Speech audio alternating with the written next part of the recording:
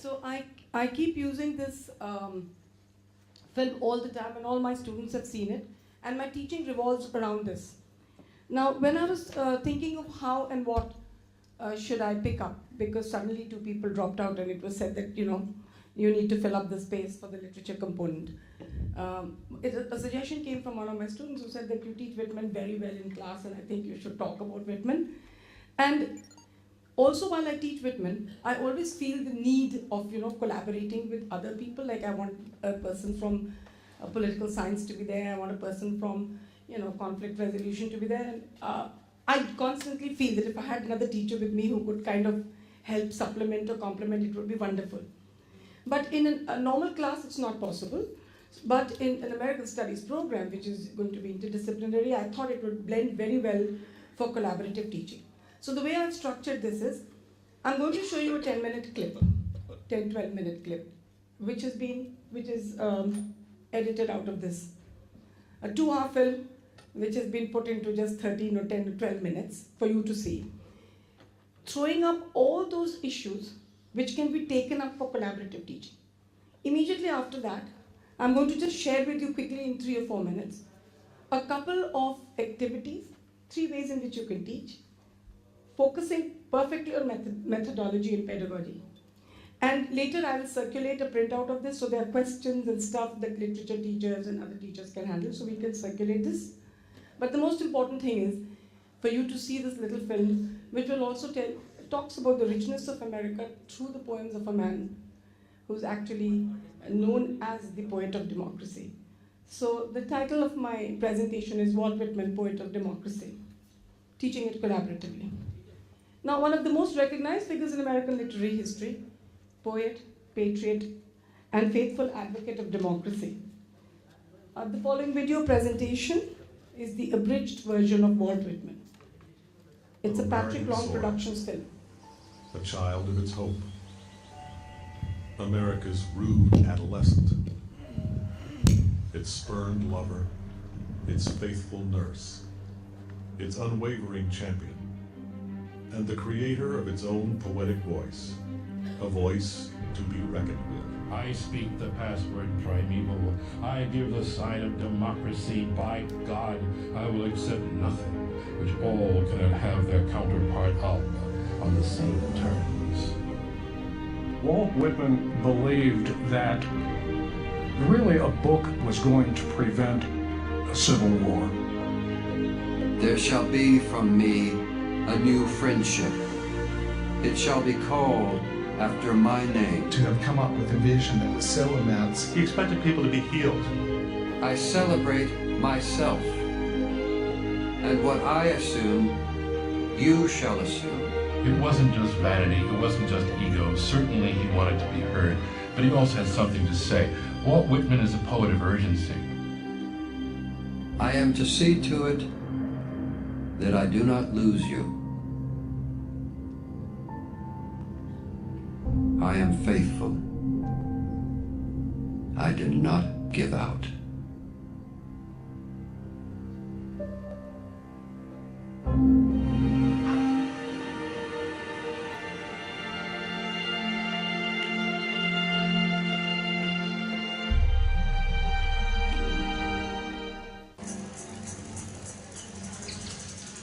As a boy, Walter Whitman Jr. had precious little time to pursue his own dreams. His father was a farmer, a carpenter, and an unsuccessful real estate speculator who struggled all his life to keep his wife and 8 children afloat. He took Walt out of school at age 11 to help prop up the family's meager income. The Whitman circumstances never lived up to their hopes, and Walter Whitman Sr. became an ever more zealous adherent of strong drink and radical politics. At 21, Walt Whitman fled his father's dark shadow and set his own course in the world. I stand for the sunny point of view, he would claim, the joyful conclusion. If you're young and ambitious and talented and artistic and you want to make your mark in the world, New York was the only place to go in the United States. It was already the center of everything that was interesting. New York was a city on the rise, and Whitman was swept along by the rush of its accelerating current. He was a notable figure even in a crowd, 6 feet tall with a personal presence he described as magnetic. He was self-educated, stubbornly self-reliant, and equipped with a self-regard that bordered arrogance. He had decided, as he would later say, to enter with the rest into the competition for the usual rewards: business, political, literary. And he set out to show the men doing the hiring on Newspaper Row that he could be as discriminating as they. By 1847, within a few years of his arrival in New York, Whitman's parents and siblings had moved into nearby Brooklyn, where they tried to cash in on the new building boom and failed. Walt was drawn back into the family home to help with the finances and to bear the weight of his father's final slide into defeat and bitter resignation. He took on a parental role within the family. I think as early as 1847, he held the title to the family home, even though his father would live until 1855. He's clearly the one they all turn to as the smart one, the one with insight, the person who's emotionally stable. In 1848, Walt Whitman had no particular concern for the emancipation or the welfare of black slaves. And he could not abide fanatical abolitionists who were willing to pull the Union apart if Southern states refused to renounce slavery. Whitman was chiefly worried that the white working class would have to compete with slave labor in the new Western territories, as they did all over the South. Whitman's fierce and full-throated cry for the working man got him fired again. But a publisher offered the editorship of a new paper, The Crescent. There was one catch. The job was in New Orleans. Early in 1848, 28-year-old Walt Whitman and his teenage brother Jeff steamed out of a gray-wrapped New York winter and into the mellow weathers of the Deep South. He sees racial mixture and cultural mixture in New Orleans on a scale that he has not encountered before, and sees that it can work, it can be exciting, it can be exhilarating, it can lead to an intense new kind of affection. Because I think part of that urban affection in Whitman is always that sense of violation, a sense of crossing a barrier and discovering you can cross it and not be harmed by it, but in fact be strengthened by it, enlarged by it. There was another, more difficult crossing the trip south forced on Whitman, a crossing that would haunt him for years. In New York, where slavery had long been illegal, Whitman had easily averted his gaze from the true costs of the institution. But in New Orleans, he came face to face with the stark fact of human bondage in a country founded on the idea of freedom.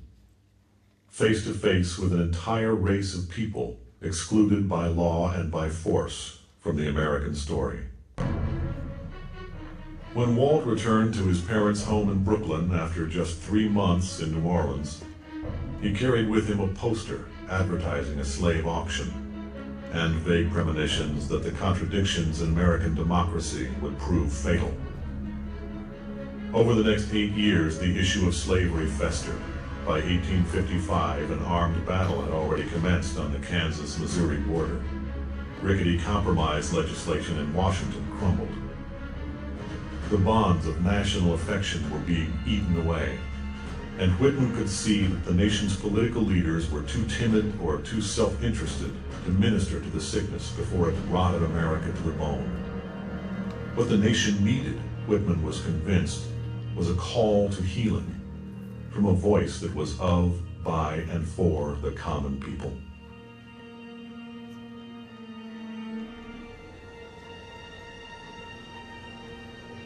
I think Walt Whitman went to the Help Wanted section and found a squib that said Wanted National Poet.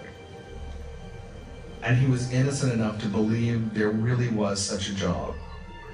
And if he could just write a poem that incorporated everything he felt and suspected and hoped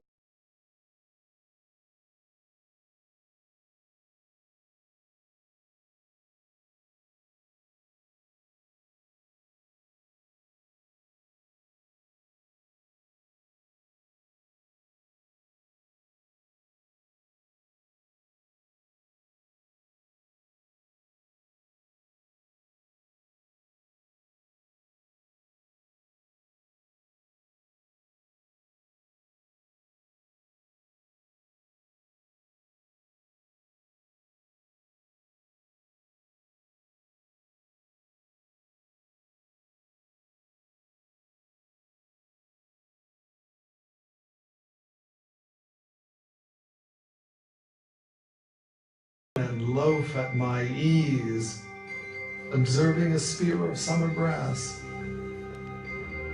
The spotted hawk swoops by and accuses me. He complains of my gab and my loitering. I too am not a bit tamed. I too am untranslatable. I sound my barbaric yap over the roofs of the world. I speak the password primeval. I give the sign of democracy. By God, I will accept nothing which all cannot have their counterpart of on the same terms. Through me, forbidden voices. Voices of sexes and lusts. Voices veiled and I remove the veil. Voices indecent by me, clarified and transfigured. Here was the first truly American poet who broke out of the form of formal poetry. You know how in a sonnet you have these boundaries. Leaves of Grass is a poem without boundaries, and so that everything can flood into it. People, professions, landscape, memories, engineering, water, children, Native Americans. There's no boundaries keeping anything out. Leaves of Grass contained astronomy, mythology, Egyptology, religions of the East and West, and the latest science.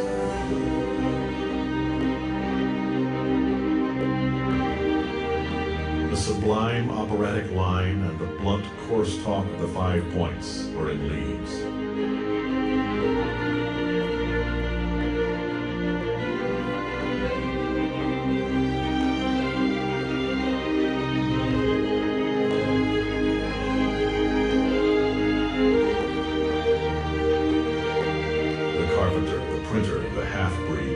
Patriarchs, prostitutes, opium eaters, and the president himself peopled the poems.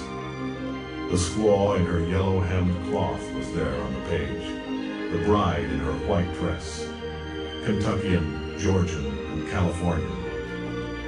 What joined them to one another was the firm embrace of the poet himself, who was, after all, just one of the crowd.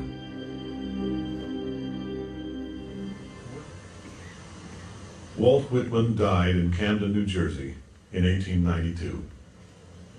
His life's work, Leaves of Grass, which he had tended obsessively for 35 years through 7 separate editions, had grown from 95 pages and 12 poems to 400 pages and more than 300 poems. No wife survived him, and no children. He left his most cherished possession, Leaves of Grass, to anyone who would have it. I depart as air. I shake my white locks at the runaway sun. I effuse my flesh in eddies and drifted in lacy jags. I bequeath myself to the dirt, to grow from the grass I love. If you want me again, look for me under your boot soles.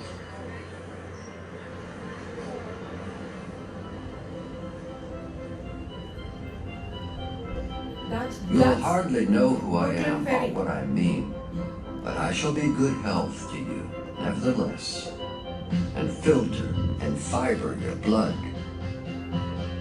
Failing to fetch me at first, keep encouraged. Missing me one place, search another. I stop somewhere, waiting for you.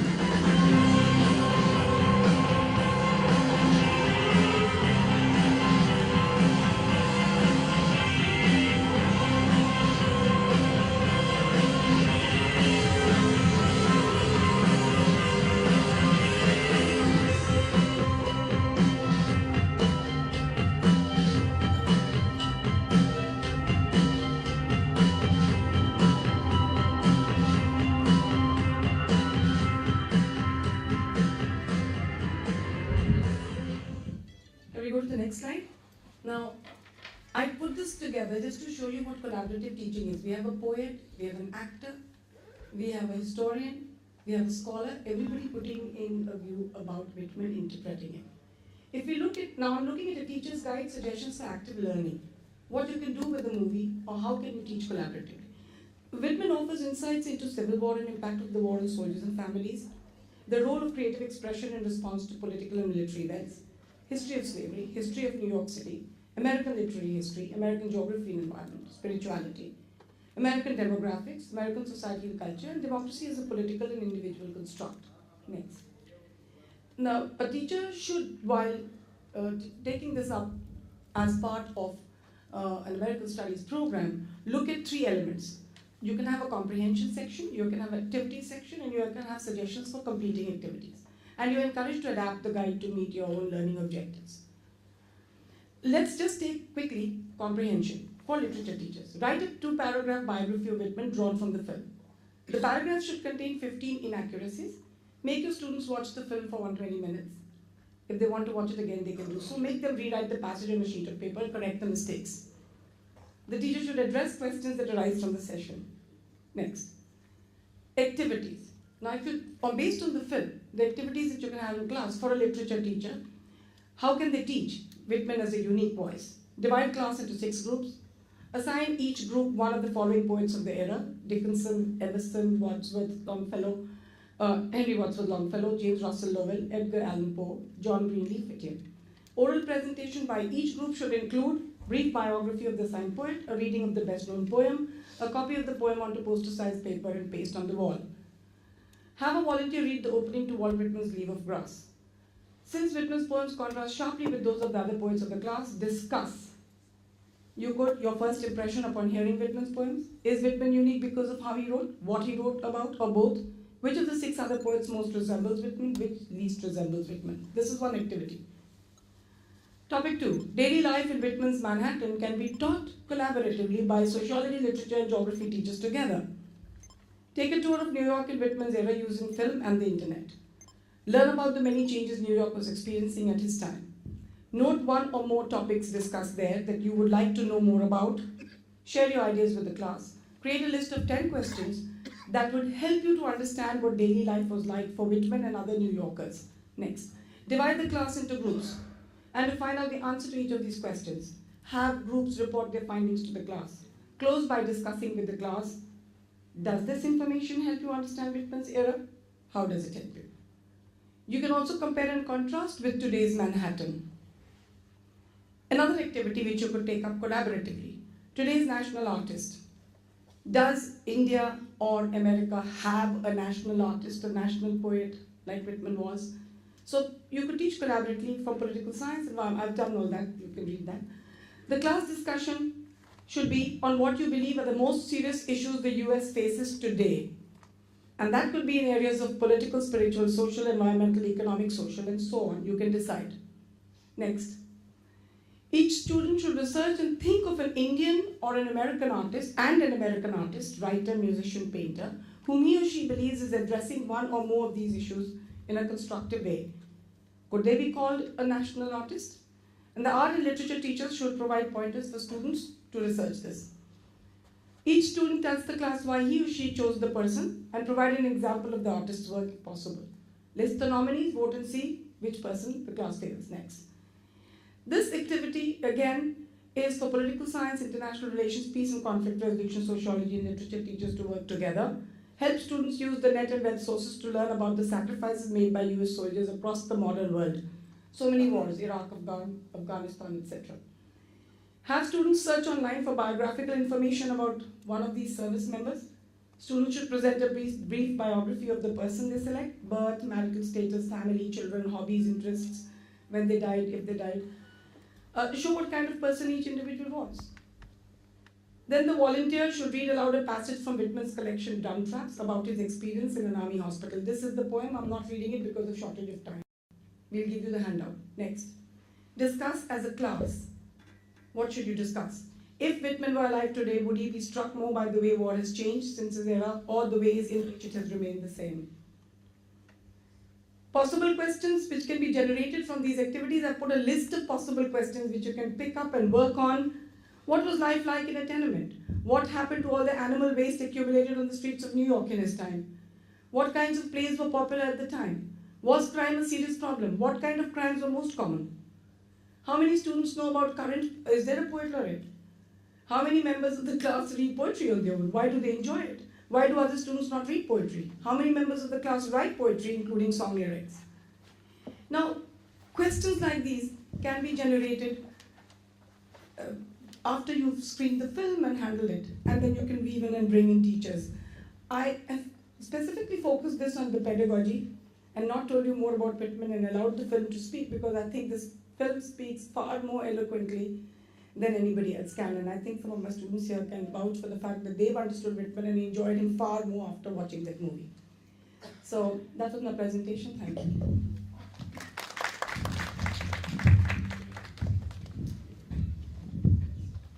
Thank you very much, Nishi. This was a demonstration of how we could use a very powerful poet who had a large vision of life and of society, and was a careful observer of everyday life. And it so happens that in every age, I think history throws up one figure like that. For India, in the 1930s, it was Tagore. Early 1900s up to the 1930s, Tagore, and Whitman in America. So a great avenue for interdisciplinary exploration. Thank you very much.